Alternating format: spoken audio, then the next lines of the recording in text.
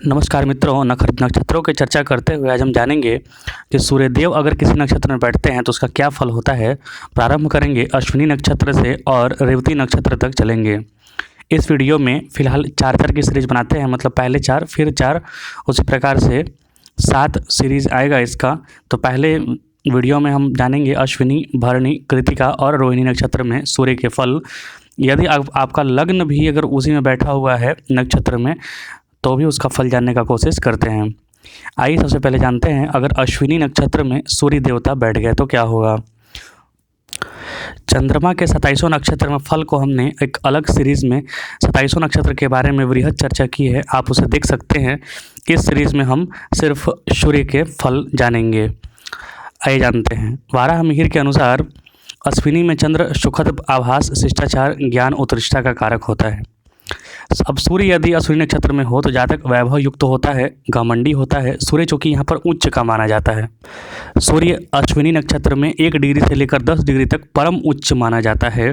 तो व्यक्ति यहाँ पर वैभव युक्त होता है, घमंडी होता है, आक्रामक होता है। आतंकवादी कहने का मतलब कि ये इतना उसका खौफ रहता है, उसके अंदर ऐसा उसका पर्सनालिटी रहता है कि सामने वाले देख के उसके अंदर एक आतंक, एक भय बन जाए।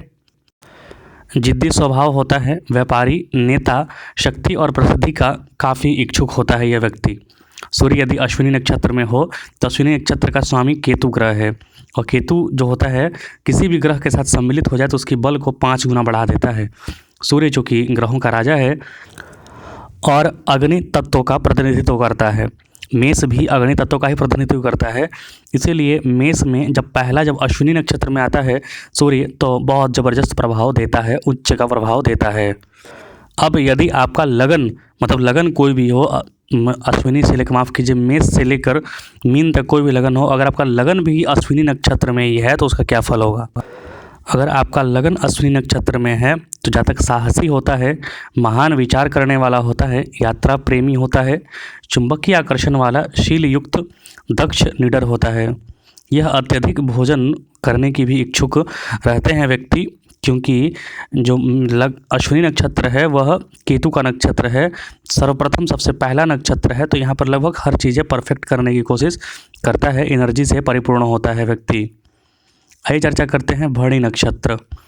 भरणी नक्षत्र में यदि सूर्य हो तो विद्वान होता है, उक्त युद्ध से निपुण, प्रसिद्ध, आतंकवादी यहाँ का कहने का मतलब यही है कि ऐसा आकर्षण, ऐसा प्रभाव, प्रभुत्व तो उसका रहेगा कि सामने वाले देख के उससे भयभीत हो जाएं। प्रसिद्धि प्राप्त होती है उसे। रचनात्मक होता है क्योंकि ये शुक्र का नक्षत्र है, तो यहाँ पर क्रिएटिविटी अपने आप आ जाएगी, क्योंकि शुक्र गुरु हैं और उसमें जाकर सूर्य बैठ रहे हैं। हालांकि शुक्र और सूर्य में बहुत अच्छा संबंध नहीं है, फिर भी गुरु का मान तो सूर्य को रखना ही होता है। शुक्र गुरु हैं। कोई जातक सक्रिय, मार्गदर्शक, अन्वेषक होता है। यहाँ पर लोग खोजबीन या फिर उनकी दृष्टि जो होती है वो काफ़ी तीव्र होती है, सूक्ष्म दृष्टि से भी वो किसी को देख लेते हैं। संपत्तिवान भी होते हैं ऐसे व्यक्ति। हालांकि शुक्र का प्रभाव ज़्यादा मिला और सूर्य का प्रभाव मिला अग्नि तत्व का, तो अहंकारी भी होते हैं। यदि लगन आपका भरणी नक्षत्र में हो तो जातक अग्रणी होता है, मतलब समाज का नेता होता है, हमेशा आगे बढ़ने वाला, कोई भी कार्य में साहसी होता है, विश्वास युक्त। हालांकि शुक्र का नक्षत्र है तो शुक्र अगर बली हो गए ज़्यादा तो घमंडी होगा। थर्राने वाला, दोस्त और परिवार का मददगार होता है। हालांकि संतति से संबंधित कुछ समस्याएं इन्हें बनी रहती हैं, अल्प संततिवान होते हैं। स्वामी नित्यानंद का भी यही नक्षत्र था, जन्म नक्षत्र। आप याद रखिएगा, जन्म नक्षत्र मतलब कि चंद्रमा जिस नक्षत्र में बैठा है, लगन नक्षत्र मतलब कि आपका लगन जिस नक्षत्र में बैठा है, और सूर्य नक्षत्र मतलब कि सूर्य जिस नक्षत्र में बैठा है। अब चर्चा करते हैं हम कृतिका नक्षत्र की। यदि सूर्य कृतिका नक्षत्र में बैठ जाए, जो उसका स्वयं का नक्षत्र है, तो इस नक्षत्र में सूर्य हो तो आध्यात्मिक योद्धा होता है, अनुशासित होता है, नेतृत्व करने वाला होता है।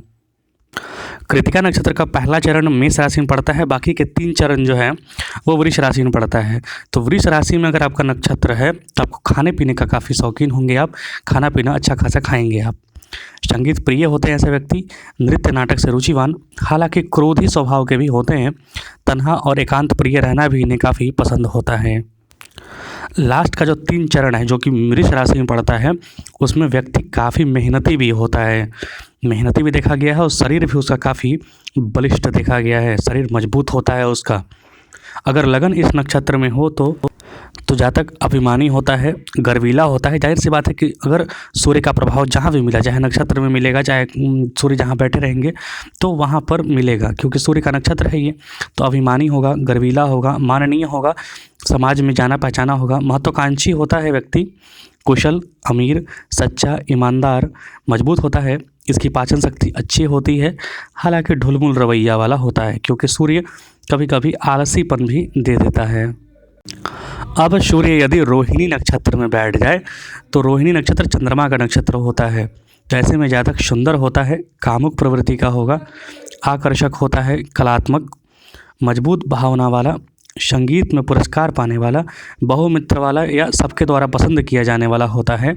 क्योंकि चंद्रमा 16 कलाओं का परिपूर्ण होता है। 16 कलाओं से अगर 16 कलाओं में सूर्य आके बैठ जाए तो उसको लाइट दे दे तो उसकी कलाएं निखर के आती हैं। आत्मविश्वासी होता है, नृत्य अच्छा कर लेता है, संगीत भी अच्छा बजा लेता है, अच्छा कर लेता है। ऐसे व्यक्ति की कलाएं निखर के सामने आती हैं रोहिणी नक्षत्र में अगर सूर्य बैठ जाए तो। अगर लगन में आपका रोहिणी नक्षत्र है तो जातक खूबसूरत होता है, आकर्षक होता है, चुंबकीय नेत्र होती है उसकी, अमीर, करिश्माई, लोकप्रिय मर्द, राजनीतिज्ञ, रोमांटिक, कलात्मक और यौन की लत होती है। रोहिणी चूँकि चंद्रमा का नक्षत्र है तो 16 कलाओं से परिपूर्ण होता है, तो इसमें सारा कुछ आपको देखने को मिलेगा। खूबसूरती, आकर्षण, अमीर, रोमांटिक मिजाज का, किसी को भी अपनी तरफ आकर्षित कर ले, और ऐसे लोग कुशल राजनीतिज्ञ भी देखे गए हैं। तो ये 4 नक्षत्र आज मैंने आपको बताए। अगले 4 अगले सीरीज में बताऊंगा। आप प्राणायाम जानते हैं, जो अष्टांग योग का पार्ट है, उसमें 3 चरण होता है। जब दाहिने नाक को दबाकर बाएं नाक से अगर सांस लेते हैं, मतलब कि सांस को लेना मीन्स टू इनहेल, उसको कहते हैं पूरक। और जब दोनों नासिका के छिद्र को दबाकर जब सांस रोकते हैं तो उसे कहते हैं कुंभक, means to retain the breath. और जब बाईं नासिका को दबाकर दाहिनी नासिका को खुला छोड़ते हैं, जब सांस छोड़ते हैं तो उसे बोलते हैं रेचक।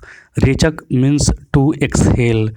मतलब कि ये प्राणायाम आपको हमेशा करना चाहिए। बताने का तात्पर्य यही है, इससे श्वास संबंधी समस्याएं समाप्त हो जाती हैं। To inhale, to retain and to exhale, पूरक, कुंभक और रेचक। बहुत बहुत धन्यवाद। कृपया चैनल को सब्सक्राइब करें।